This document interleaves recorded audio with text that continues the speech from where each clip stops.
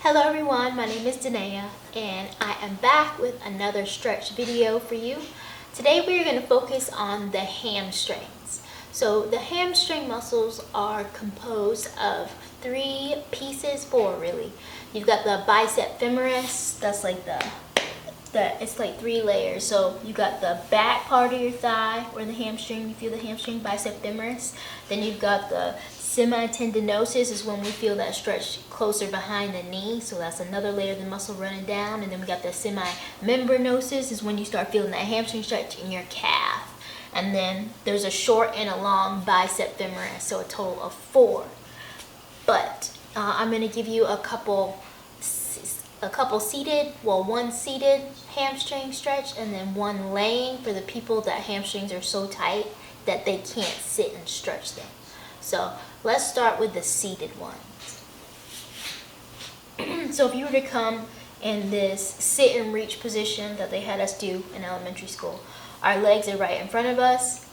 The closer your legs are together, the tighter the stretch is going to be. The farther apart, the less tension the hamstrings are going to have. You do have the option of bending your knees if your hamstrings are that tight. So don't try to force those knees to go flat towards the ground if you have really tight hamstrings, because a pinched and pulled hamstring takes a long time to heal. Before we get into these stretches, I want to remind you of your stretch reflex. That stretch reflex is built into your body to prevent you from injuring yourself. So I encourage you to take these stretches a little bit at a time, so giving yourself a number scale. So as you're sitting in this sit and reach position, I want you to think about hinging at the hips, hinging as in keeping all these pieces in one line, and then you just start to lean forward. As soon as you start to feel a slight stretch in the back of those muscles back there that I just told you about, I want you to take a pause. I want you to take 3 breaths. So that includes your inhale and your exhale. Your exhale is your most important breath. So we're inhaling and we're exhaling. Inhaling and exhaling. And I want you to continue that. Once you get through those 3 breaths, I want you to walk yourself back up. You're going to reset. Taking a nice big inhale. On your exhale is when you're hinging forward, and it's up to you if you want to go a little bit deeper into that stretch. All right, so maybe about a 5. Do the same thing.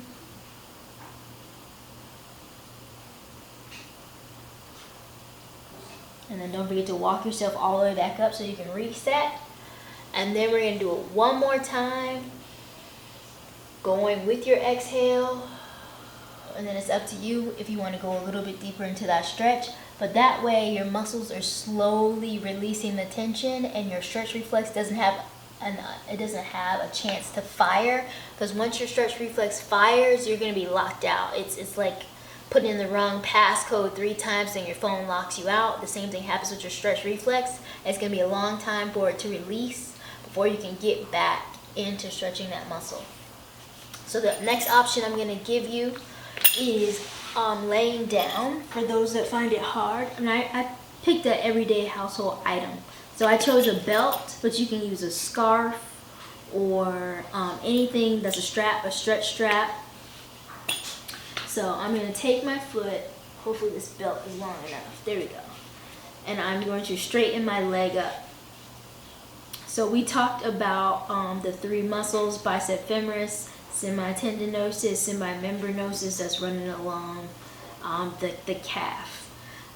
Depending on how you turn your leg, you are now activating those different sides of the muscles. So as soon as I turn my foot out, I'm starting to get that semimembranosus.